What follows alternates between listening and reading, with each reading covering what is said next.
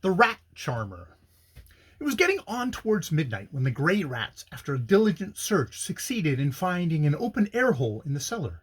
This was pretty high upon the wall, but the rats got up on one another's shoulders, and it wasn't long before the most daring among them sat in the air hole, ready to force its way into Glmmng Castle, outside whose walls so many of its forebears had fallen.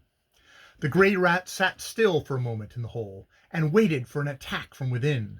The leader of the defenders was certainly away, but she assumed that the black rats who were still in the castle wouldn't surrender without a struggle. With thumping heart she listened for the slightest sound, but everything remained quiet. Then the leader of the grey rats plucked up courage and jumped down into the coal-black cellar. One after another of the grey rats followed the leader. They all kept very quiet, and all expected to be ambushed by the black rats. Not until so many of them had crowded into the cellar that the floor couldn't hold any more did they venture farther. Although they had never before been inside the building, they had no difficulty in finding their way. They soon find the passages in the walls which the black rats had used to get to the upper floors, but before they began to clamber up these narrow and steep steps, they listened again with great interest. They felt more frightened because the black rats held themselves aloof in this way, that if they'd met them in open battle. They could hardly believe their luck when they reached the first story without any mishaps. Immediately upon their entrance, the grey rats caught the scent of the grain, which was stored in great bins on the floor. But it was not as yet time for them to begin to enjoy their conquest. They searched first, with the utmost caution, through the sombre, empty rooms. They ran up in the fireplace which stood on the floor in the old castle kitchen, and they almost tumbled into the well in the inner room. Not one of the narrow peepholes did they leave uninspected, but they found no black rats. When this floor was wholly in their possession, they began, with the same caution, to acquire the next. Then they had to venture on a bold and dangerous climb through the walls, while, with breathless anxiety, they awaited an assault from the enemy. And although they were tempted by the delicious odor from the grain bins, they forced themselves most systematically to inspect the old-time warrior's pillar-propped kitchen, their stone table and fireplace, the deep window niches, and the hole in the floor, which in olden times had been opened to pour down boiling pitch on intruding enemy. All this time the black rats were invisible.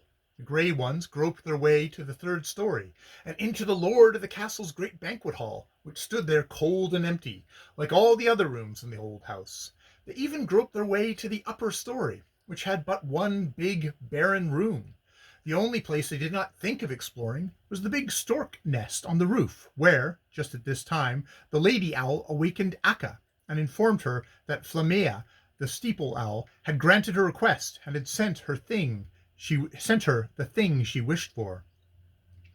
Since the grey rats had so conscientiously inspected the entire castle, they felt at ease. They took it for granted that the black rats had flown, and didn't intend to offer any resistance, and, with light hearts, they ran up into the grain bins. But the grey rats had hardly swallowed the first wheat grains before the sound of a little shrill pipe was heard from the yard. The grey rats raised their heads, listened anxiously, ran a few steps as if they intended to leave the bin. Then they turned back and began to eat once more. Again the pipe sounded a sharp and piercing note. And now something wonderful happened. One rat, two rats, yes, a whole lot of the rats left the grain, jumped from the bins, and hurried down the cellar by the shortest cut to get out of the house. Still there were many grey rats left. These thought of all the toil and trouble it had cost them to win Glmmng Castle, and they did not want to leave it. But again they caught the tones from the pipe, and had to follow them. With wild excitement they rushed up from the bins, slid down through the narrow holes in the walls, and tumbled over each other in their eagerness to get out. In the middle of the courtyard stood a tiny creature who blew upon a pipe. All round him he had a whole circle of rats who listened to him, astonished and fascinated, and every moment brought more. Once he took the pipe from his lips, only for a second, put his thumb to his nose, and wiggled his fingers at the grey rats, and then it looked as if they wanted to throw themselves on him and bite him to death. But as soon as he blew on his pipe, they were in his power. When the tiny creature had played all the grey rats out of Glmmng Castle, he began to wander slowly from the courtyard out onto the highway, and all the grey rats followed him, because the tones from that pipe sounded so sweet to their ears that they could not resist them. The tiny creature walked before them and charmed them along with him on the road to Valby.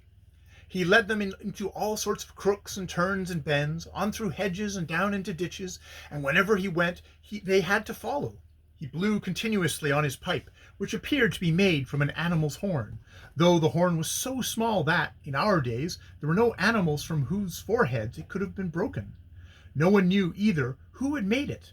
Flammea, the steeple owl, had found it in a niche in Lund Cathedral. She had shown it to Bataki, the raven, and they had both figured out that this was the kind of horn that was used in former times by those who wished to gain power over rats and mice. But the raven was Akka's friend, and it was from him that she had learned that Flammea owned a treasure like this. And it was true that the rats could not resist the pipe. The boy walked before them and played as long as the starlight lasted, and all the while they followed him. He played at daybreak, he played at sunrise, and the whole time the entire procession of grey rats followed him and were enticed farther and farther away from the big grain loft at Glmmng Castle.